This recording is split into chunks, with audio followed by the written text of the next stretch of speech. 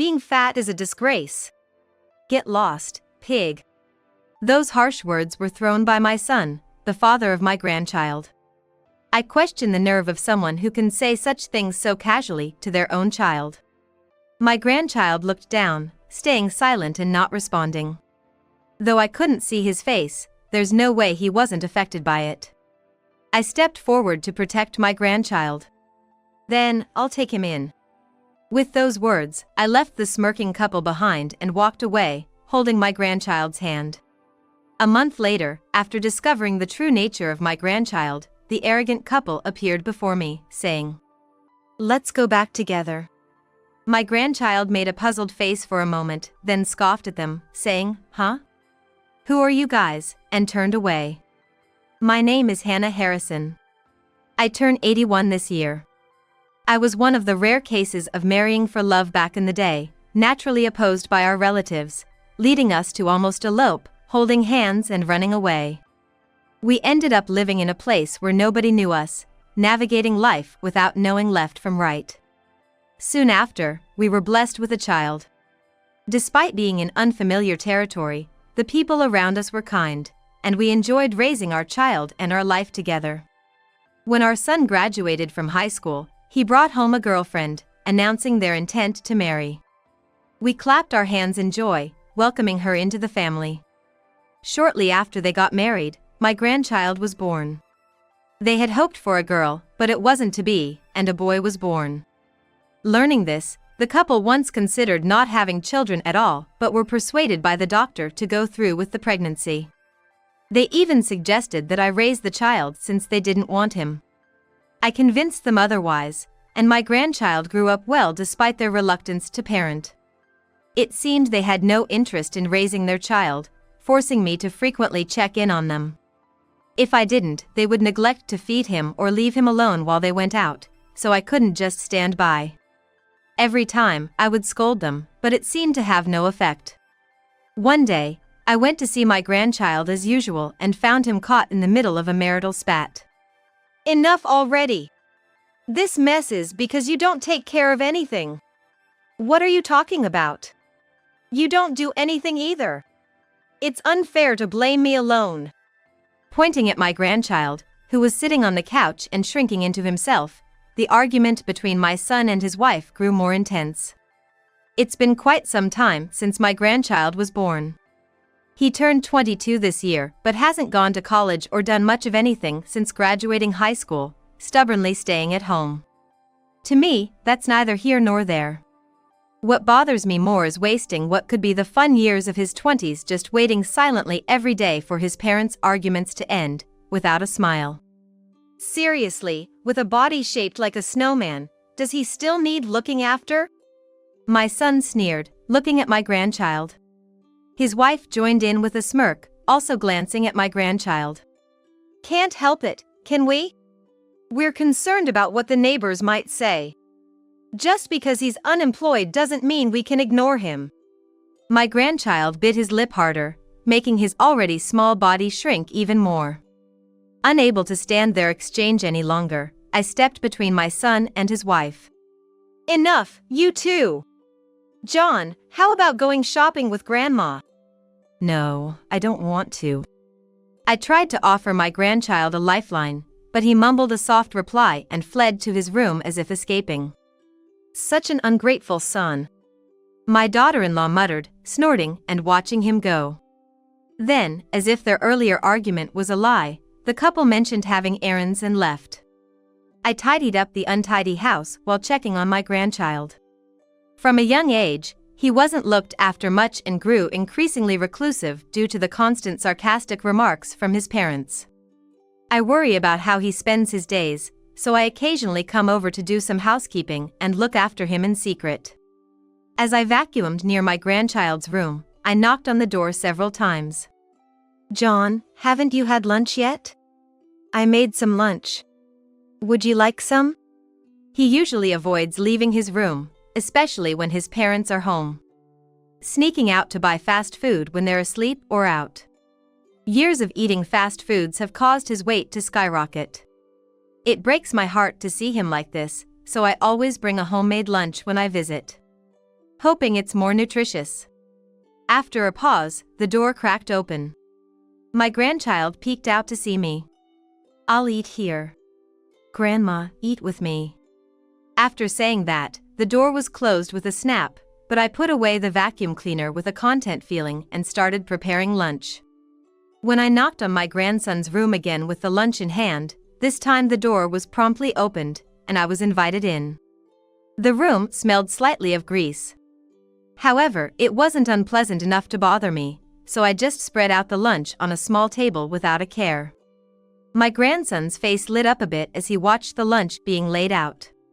It's really heartwarming to see expressions he only shows to me. I divided the food onto a plate and offered it to him, and he said thank you in a soft voice. While we were finishing lunch and chatting about trivial things, it seemed like my son had come back home, as the entrance became noisy. Hearing that noise, my grandson immediately lost his smile and became silent. It looked like our pleasant time was over. "Hey, Mom! Don't leave trash at the entrance!" My son yelled loud enough to be heard through the door. He complains about the stuff I leave to take home, even though they don't properly take out the trash themselves. Feeling sorry for my grandson, I decided it was time to head home.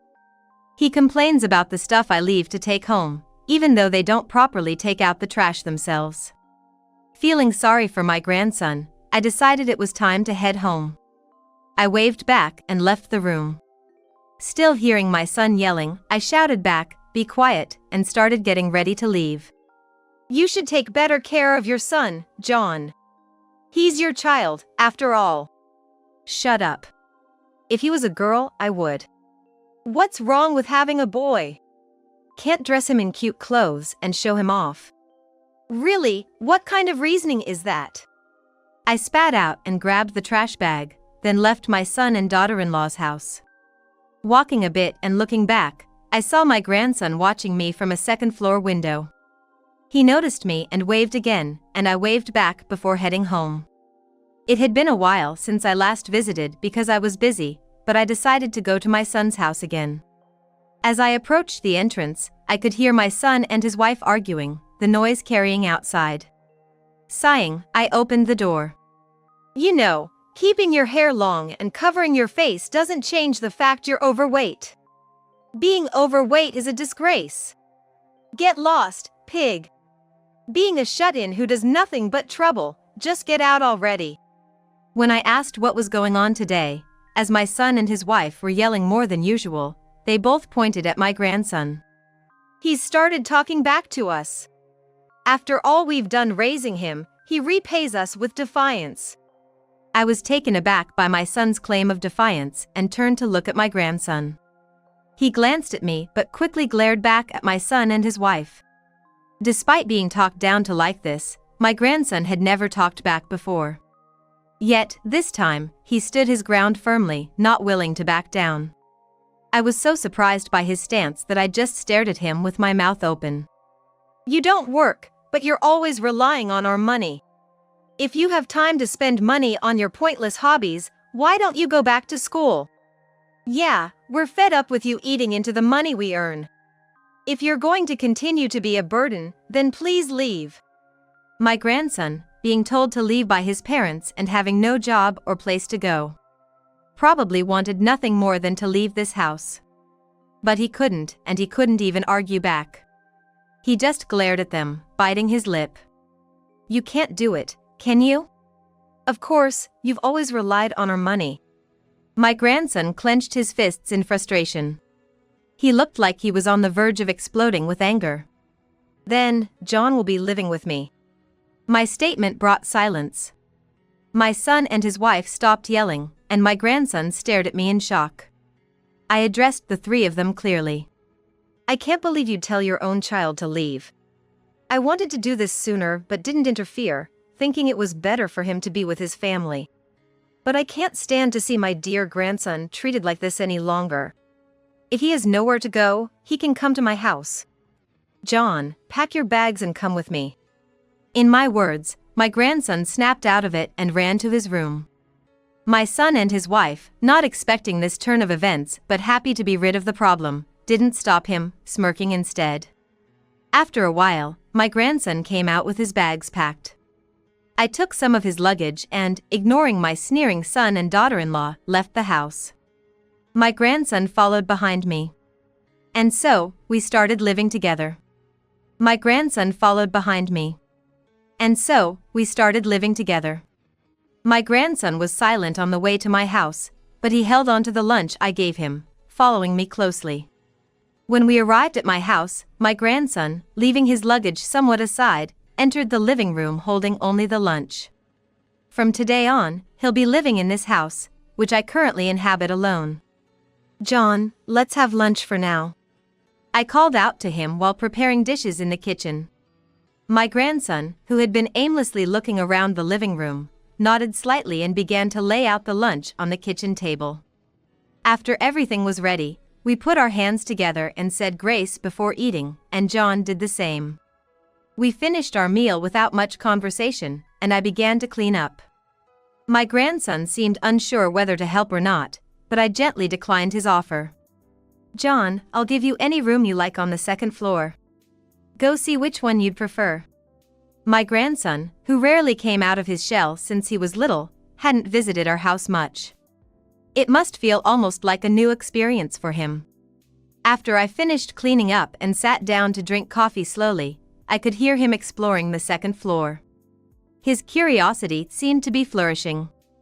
After a while, I heard him coming down the stairs. And then he peeked through the living room door with a small smile. Grandma, I like the corner room. All right, you can use it however you like. I nodded with a smile at my grandson's hesitant request.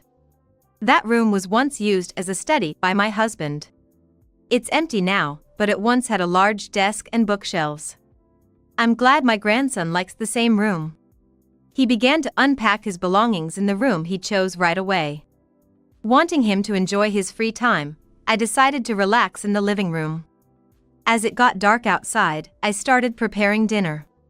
It had been quiet upstairs for a while. While cooking dinner, I thought about getting his new sleeping area ready and went upstairs to call him when dinner was ready. John? Dinner's ready, come on down. My grandson was drawing. He must have been deeply engrossed in it. He had forgotten to turn on the light, and the room was dark. In the center of the room, a canvas displayed a large Gerbera daisy illuminated by a streetlight. Even without the bias of him being my grandson, it was a truly beautiful painting. The room had a stronger smell of oil paint than it did back at my son and his wife's place. John has a hobby of oil painting. Grandma, this is for you. The canvas featured a large orange Gerbera daisy, with a background of clear blue sky and thin clouds floating by. Yet, it wasn't just that, the corners were tinged with the color of sunset, giving the impression that evening was approaching. It was a wonderfully nice painting.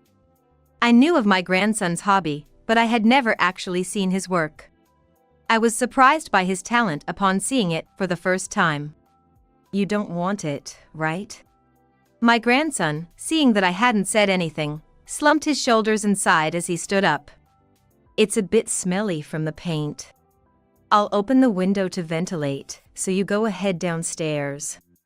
Are you sure I can have such a wonderful painting? Yes. I approached the painting my grandson had made and looked at it intently. I couldn't help but cry. Embracing my flustered grandson, I thanked him repeatedly. That painting became my favorite. I hung it in the living room and spent every day admiring it.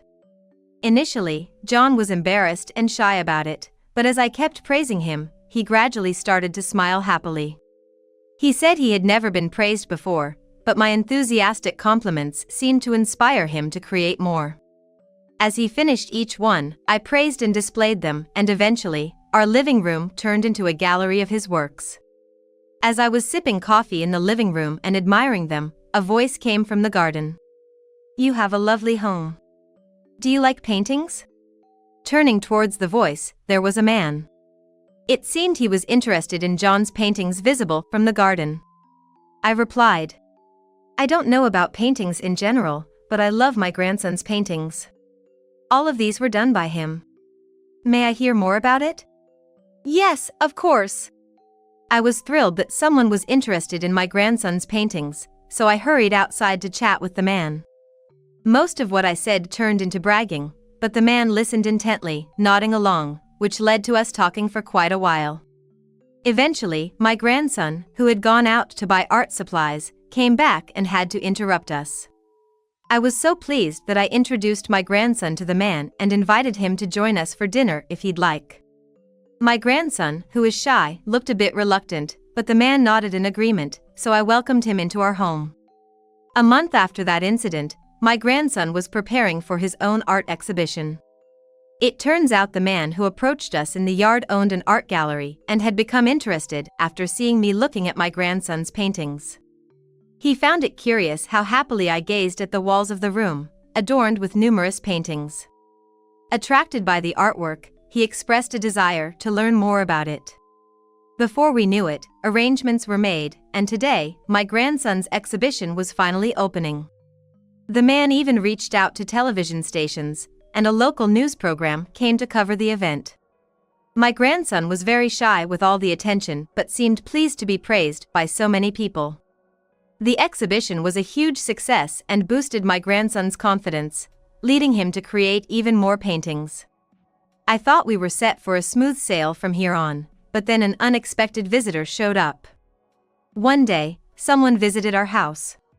Thinking it was about time for a visit, I went to answer the door without checking who it was, only to find my son and his wife standing there. Looking down at me with smirks, I felt nothing but disgust towards them. Mom, it's been a while. We thought it might be getting tough for you to take care of John, so we've come to take him back. Sorry for the trouble. He can be quite a handful, can't he? Their insincere tone was obvious, and I was speechless. While I stood there dumbfounded, my grandson came down from the second floor and spoke to me. Grandma, is it that time already? My grandson, who had been working on his art late into the night, yawned as he headed towards the living room. However, upon noticing my son and his wife, he made a puzzled face, quickly walked towards me, and positioned himself between us and his parents. Seeing this, my son and his wife looked surprised.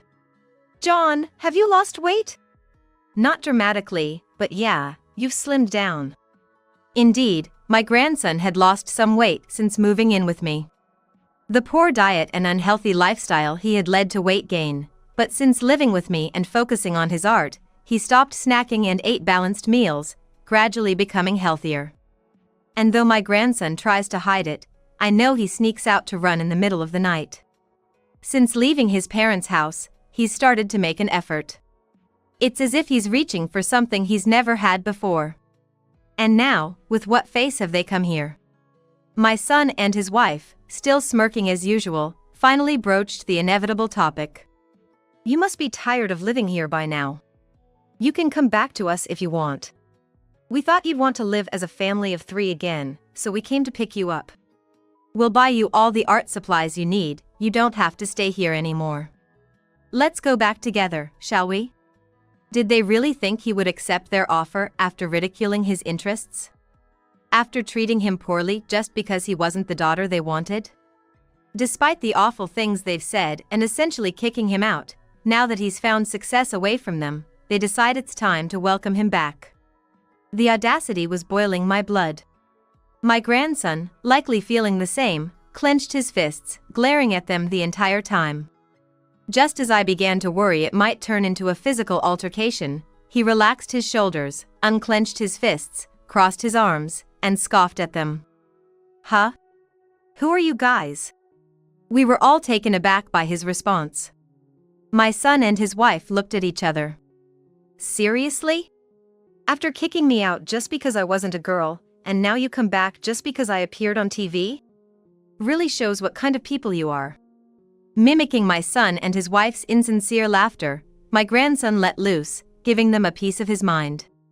Having been subjected to their sarcasm since he could remember, he knew exactly what to throw back at them. He didn't stop until he had said everything he could think of, then heaved a big sigh. That's the deal. I'm not going back, and I don't want to. As my grandson made his stance clear, my son and his wife, their faces turning red with anger, were about to explode when a familiar voice intervened. I'd like to hear more about this story.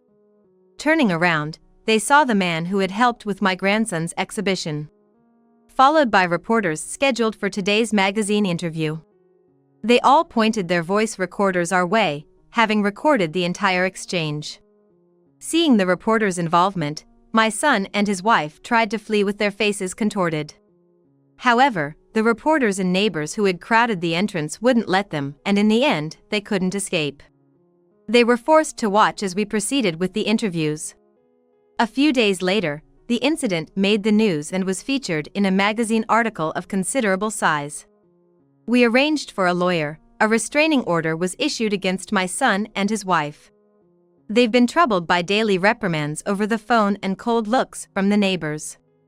Now, they can no longer approach my grandson. It's their punishment for trying to manipulate him for their own convenience. My grandson has continued his art and diet as if nothing had happened. It seems like lifting the emotional burden has inspired him to face everything more positively. As for me, I've received several paintings from my grandson since then and even gave an interview about discovering his talent. Now, I'm leisurely sipping coffee while watching a documentary featuring my grandson. Occasionally, I can't help but smile as I gaze at the Gerbera painting in the living room, which stands out among the rest. The man asked me to sell him the painting, but that's one request I cannot fulfill. It's a precious treasure my grandson gave me for the first time.